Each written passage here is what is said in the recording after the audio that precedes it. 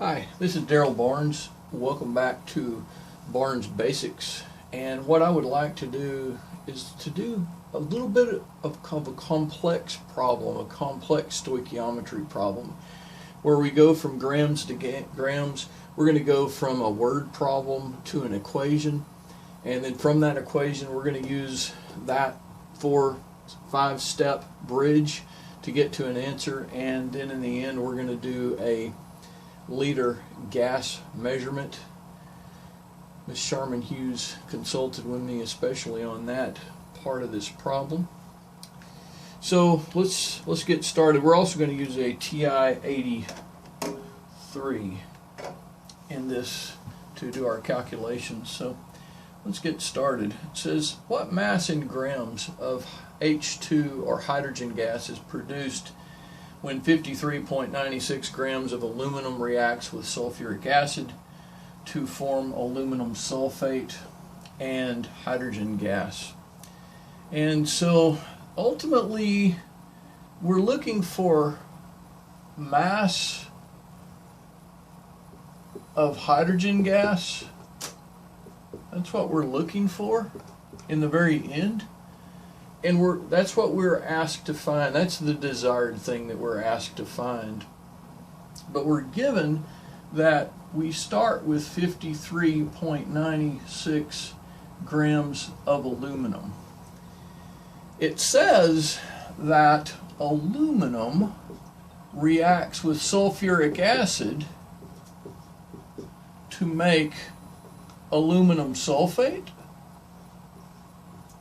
and hydrogen gas. When we look at this formula, one thing that we automatically know is that metals in their elemental form are neutral. We know that diatomic gases are neutral.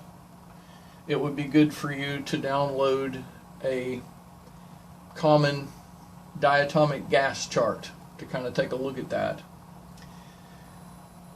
Sulfuric acid, how do I know that? I want you also to download a common acid and common base chart and just memorize everything. That'll make your life easier.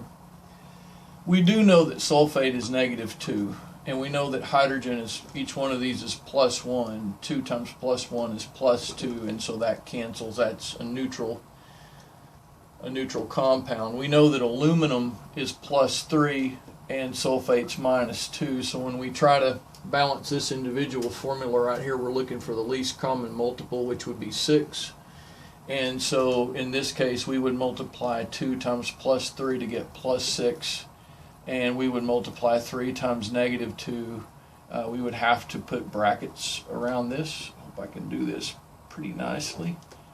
There we go. 3 times -2 makes -6. Those cancel. And so everything in this entire formula is balanced.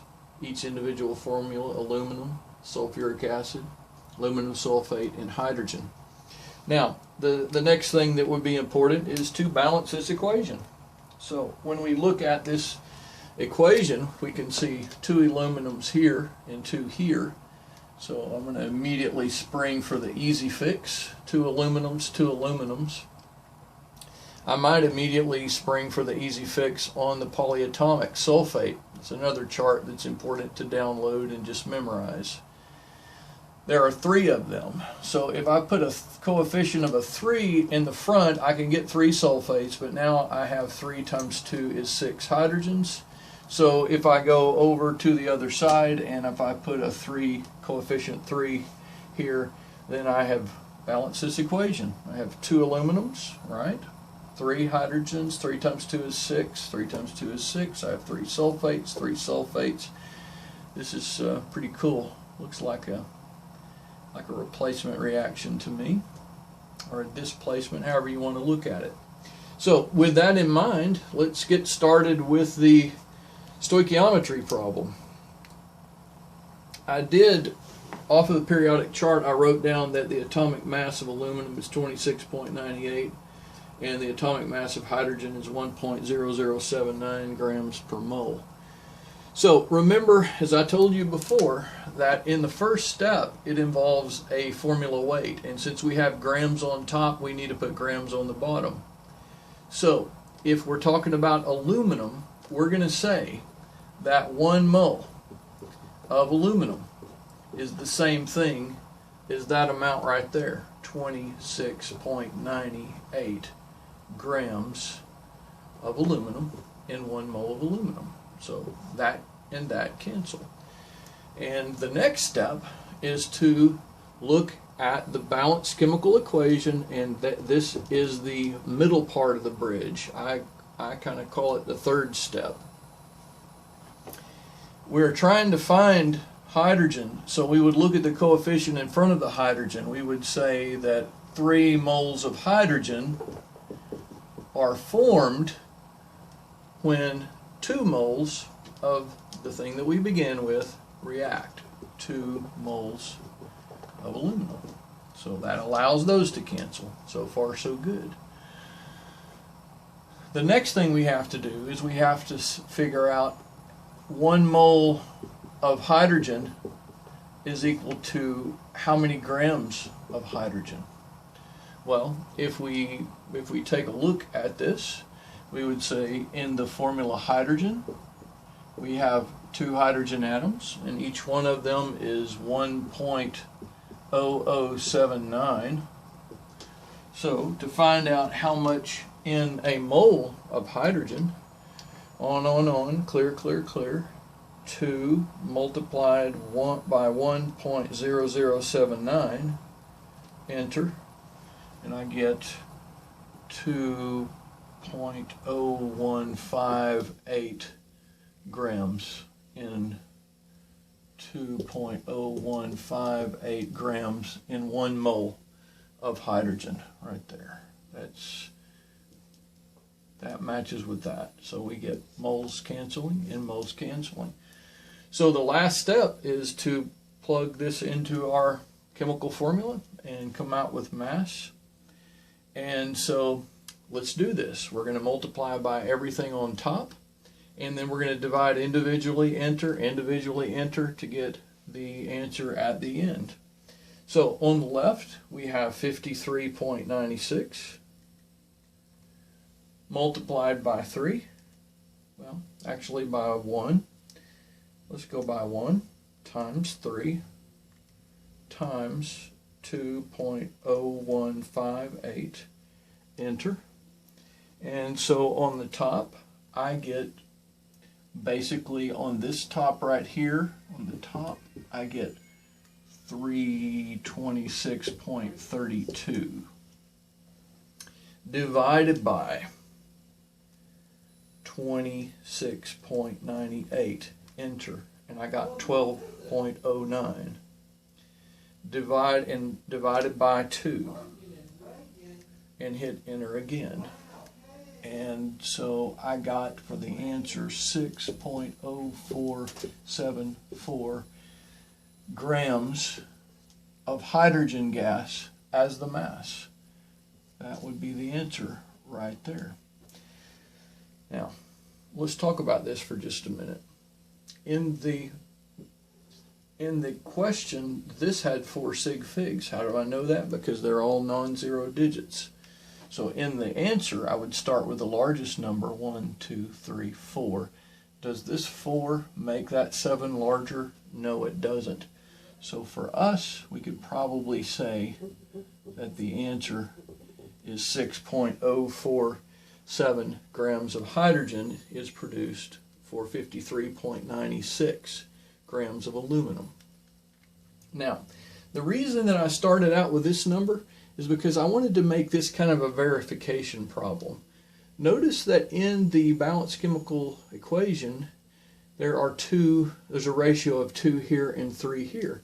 So if I took 2 moles of aluminum, 2 times 26.98, okay, 2 times 26.98, I would get 53.96. Well, that's why I started with that, because I knew that if I started with 2 moles of aluminum at 53.96, all I would have to do is multiply the number 2.0158 by 3. Let's try that. 3 times 2.0158, enter. And guess what I get? I get that number right there. So I multiplied 3 times 2.0158 and I got 6.047. So that's why I put this problem together like this, so that we could actually use simple thinking to figure out the answers, but we could use the longhand form to proof it. Lastly, one other little thing that I wanted to point out is that we got 3 moles of hydrogen. That's what that's equal to. 3 moles of hydrogen gas in the end. We know that 1 mole of hydrogen gas is equal to 22.4 liters. So if I multiplied 3 multiplied by 22.4, I would get 67.2 liters of hydrogen in this problem. That was not a question. That was not part of the question, but I just wanted to kind of point it out.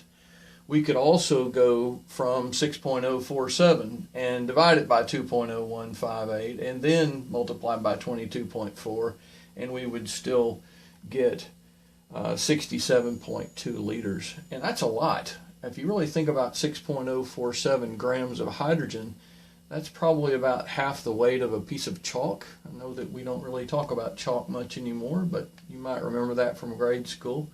Half of a piece of chalk is equal to 67.2 liters. It's about 4 liters in a gallon. So we're talking about a lot of hydrogen gas, which is flammable too, by the way.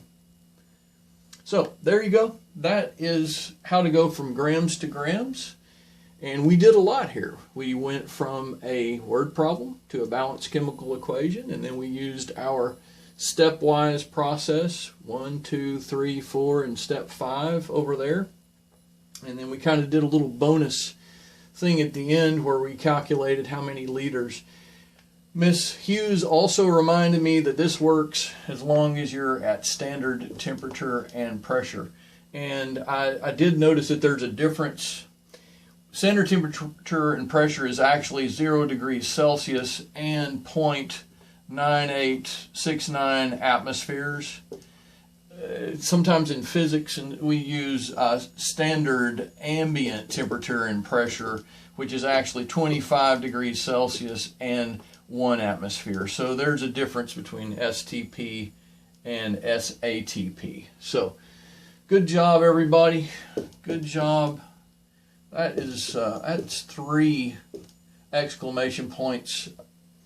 Mr. Hughes is a big chess player, and in a chess game, an exclamation point means great move, and 3 of them would be awesome. So good job, everybody. Good job. 2 more. There we go. Marvelous.